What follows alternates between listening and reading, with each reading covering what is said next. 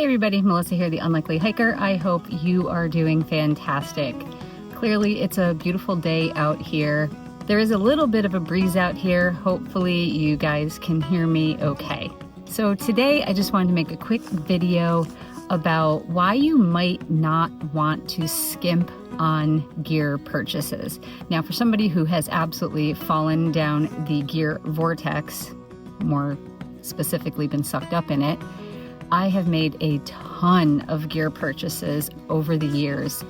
Some of them I regret, some of them I don't, but I have kind of noticed a common thread. Now, when we first get into backpacking and hiking, it makes a lot of sense not to dump a ton of money into this new hobby. You don't know if you're gonna like it, something might come up, whatever, who knows. But I think the best course of action in that instance is just use whatever you have on hand. Don't actually buy anything. Borrow if you can, or just take day trips until you figure out if that's something you really like. I've definitely camped with a blue tarp once. You know, it can be done rather cheap. But if this does seem like something that you want to spend time doing, I would say make your gear selections on purpose. I would definitely recommend looking into different products, reviews, quality. As attractive as it might be to buy the cheapest micro spikes on Amazon, I'm here to tell you they are not going to last. A much better option would be wait for that item to go on sale and purchase it on sale. Something a reputable name brand. In the instance of micro spikes, you could use the Catula micro spikes or the Hillsound Trail crampons. This definitely goes for a lot of those major purchases where durability kind of matters. If you're spending a lot of money on a sleeping bag or a quilt, a tent, a backpack, these are the things you're gonna wanna sink some money into. But hey, I get it. Economy is not fantastic right now and we're all scraping by, and I totally hear you. But I do believe there is really good equipment to be had if you're looking on Facebook sales groups for backpacking gear, any other type of used backpacking gear, swap, purchase things on sale, and dare I say, budget for what you want. I do believe personally, you kind of get what you pay for when it comes to something like a backpack. This is an area, if I had to buy something expensive, I would be putting some money into that because I'm going to be wearing it on my back. So for the money, I would want to get the best thing I could possibly afford. So that would be one area I would spend a little bit more and not worry about the cost quite as much. I have had some luck buying sleeping bags on Amazon, specifically the Aegis Max. I think it's like $120-ish, I don't remember.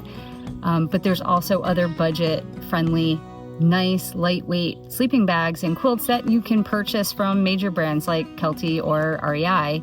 REI actually has a brand new bag out that is kind of a close competitor to the Kelty Cosmic 20. And if you can grab that on sale, it's a really good buy. I think tents, if you're a fair weather camper, that's an area you can definitely get a budget tent and save a lot of money. Or buy something like that from a Facebook backpacking gear swap group to save some money. Somebody is always trying to sell their gear so that they can upgrade, and I'm no different. I definitely have passed along and sold gear on Facebook before multiple times. Another great area to spend money is roll top bags. Walmart, you can get a 3-pack. I don't know how much they are these days, but probably less than $20. You get a set of 3, and I've owned these and they're incredibly durable. I am still waiting for these things to fail. Yes, I prefer the Dyneema ones. Yes, they weigh a little bit less, but if you're on a budget, that is a solid product to purchase. I know there's some new sleeping pads that are out there that sound pretty good. I have personally not tried any of these out. They seem like pretty decent options, but a sleeping pad probably would be another area where I personally would be willing to spend just a little bit more money to make sure I'm getting something either that has like a really great return policy if it fails, or if I can return it if I, get it and I blow it up and I'm like, no, this isn't for me. But that's just my personal choice. But I have actually seen somebody sleep on a pool float because that's what they had. And I loved that idea. So money shouldn't be a barrier to people getting out there. But like I said, I think that there's areas where you're going to do better if you purchase a quality product. I don't know if you've ever heard the term buy once, cry once, but there definitely is a lot of truth to that. But another thing that I like to say, and I've told my kids this, is it's very expensive to be poor. Now, what do I mean by that?